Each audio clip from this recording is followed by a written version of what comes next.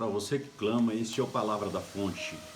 Quero deixar um texto da Palavra de Deus, Jonas capítulo 1, versículo 1, 2 e 3. Diz assim: veio a palavra do Senhor a Jonas, filho de Amiatai, dizendo: levanta-te, vai à grande cidade de Nínive e clama contra ela, porque a sua malícia subiu até a mim. E Jonas se levantou para fugir de diante da face do Senhor para Tarsis. E descendo a Jope, achou um navio que ia para Tarsis. Pagou, pois, a sua passagem e desceu para dentro dele, para ir com eles para Tarsis, de diante da face do Senhor. Que Deus, na sua graça e bondade, possa nos dar a compreensão da sua palavra nessa tarde, em nome de Jesus. Meus queridos, nós estamos diante de um texto muito conhecido. E eu quero começar dizendo que para nós, para mim, para você, aqueles que conhecem a Deus, nós temos todas as opções do mundo, todas, menos fugir da presença de Deus. Ou seja, é impossível fugirmos da presença daquele que nos conhece, daquele que nos fez, daquele que nos chamou, daquele que nos capacitou. O salmista diz isso no Salmo 139, verso 7. O salmista diz: para onde me irei do teu espírito? Ou para onde fugirei da tua face? Ele diz: se eu subir aos céus, lá tu estás. Se fizer no inferno a minha cama, eis que tu ali estás também. Meu querido, não fujas da presença de Deus. Não tente fugir. Não é possível fugir da presença de Deus. Se você olhar Jonas, ele foi um profeta de Deus. Ele viveu intensamente os sonhos, da nação de Israel. Mas viveu também as frustrações dessa nação. Viveu o seu momento maravilhoso, mas também vive o momento da sua frustração. E Jonas, ele experimenta algo assim tão maravilhoso, mas neste momento ele está querendo fugir da presença do Senhor, Então, entre dezenas de lições que nós podemos tirar dessa história, são muitas lições, mas tem uma delas que tem a ver com todos nós. Qual é, pastor? É que no interior de cada ser humano, de cada um de nós, há potencialmente duas vontades. Ou você vai atentar e satisfazer e potencializar uma ou a outra. Não tem como você caminhar junto com as duas vontades. A primeira vontade, e ela brota do nosso interior, é de agradar a Deus, de fazer a vontade de Deus. Por outro lado, nós temos também uma vontade que é a de fazer a vontade, a vontade da nossa carne. E nós precisamos então fazer uma escolha. Qual das duas vontades vamos satisfazer? Vamos alimentá-la? Lá em Romanos capítulo 7, o apóstolo Paulo fala no versículo de número 22, diz assim: porque segundo o homem interior, eu tenho prazer na lei de Deus.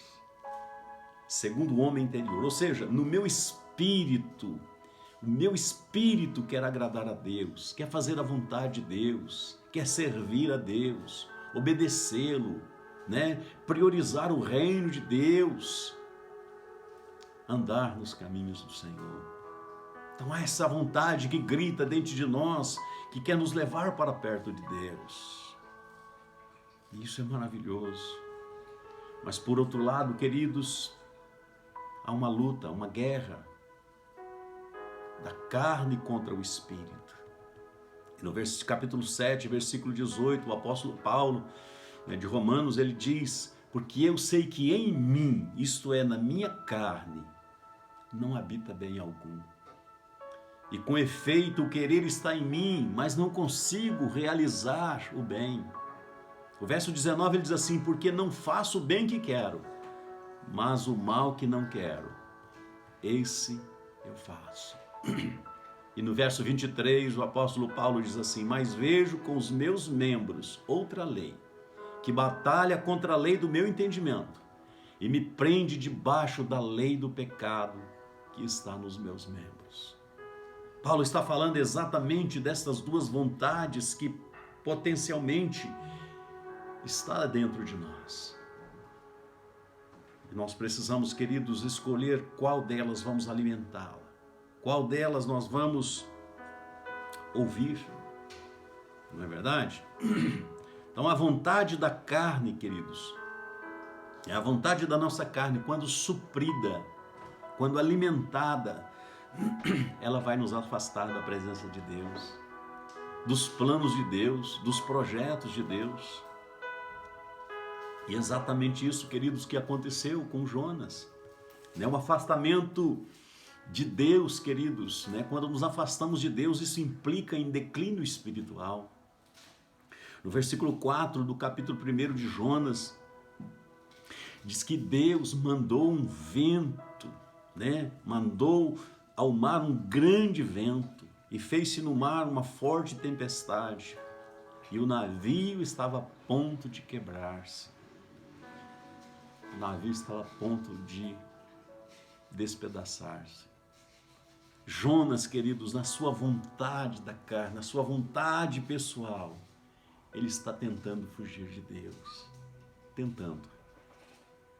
Muitas das vezes, queridos, deixa eu te falar, é na adversidade, é na tempestade, é na luta que Deus encontra abertura, aquela abertura exata para nos falar, para nos orientar, para nos trazer de volta ao centro da sua vontade. Às vezes é necessário a tempestade, às vezes é necessário um mar bravio, para que tenhamos a oportunidade de voltar ao centro da vontade de Deus, aos seus braços, aos seus propósitos eternos. Deus, ele usa, queridos, de circunstâncias assim, para nos moldar, para moldar o nosso caráter. Tudo acontecia de errado. Jonas sabia que a sua desobediência, querido, era a causa de tudo isso. Ele sabia. No verso 10, assim, então estes homens se encheram de grande temor e disseram-lhe: por que fizestes isto? Pois sabiam os homens que fugia da presença do Senhor, porque lhe tinha dito. Jonas havia falado para eles que estava fugindo da presença do Senhor. Isso causa um grande temor no coração daqueles homens. Ou seja, Jonas havia perdido, queridos, totalmente a noção de que o mundo espiritual também funciona à base de causa e efeito. É assim. Nós queremos apenas colher aquilo que é bom para as nossas vidas, mas quando fazemos o que é errado, vamos colher o seu fruto. No versículo 12, olha o que Jonas diz. Ele diz assim: levantai-me e lançai-me ao mar, e o mar vos aquietará, porque eu sei que por minha causa sobreveio essa grande tempestade. Olha só, ele tinha consciência de que ele era responsável, o único responsável daquela situação toda. Ele sabia. E no verso 17, queridos, diz que Deus preparou um grande peixe para que tragasse a Jonas. E esteve então Jonas 3 dias e 3 noites no ventre, nas entranhas daquele grande peixe. Queridos, Deus, movido pelo seu grande amor, Ele interfere nas nossas vidas de maneira extraordinária. Assim como Jonas, queridos, preste atenção, eu e você somos escolhidos por Deus, temos um chamado, temos uma tarefa, um ministério a cumprir aqui nessa terra. Não podemos fugir. Não tente, meu querido amigo, meu querido irmão, fugir da presença de Deus, do chamado de Deus para a sua vida. Não vai dar certo. Creia, querido, Deus também poderá interferir na sua vida, assim como interferiu na vida de Jonas, para o seu próprio bem. Talvez essa tempestade que o cerca, talvez essa situação que o cerca, seja um sinal de que Deus quer trazer você de volta ao centro da sua vontade. Não fuja. A palavra de Deus para você nessa tarde é: não fuja da presença de Deus. Não tente fugir, porque Ele fará de tudo para trazê-lo de volta. Deus te abençoe, Deus te guarde, que você pense nisso, que você tome uma decisão a melhor. Até o nosso próximo Palavra da Fonte.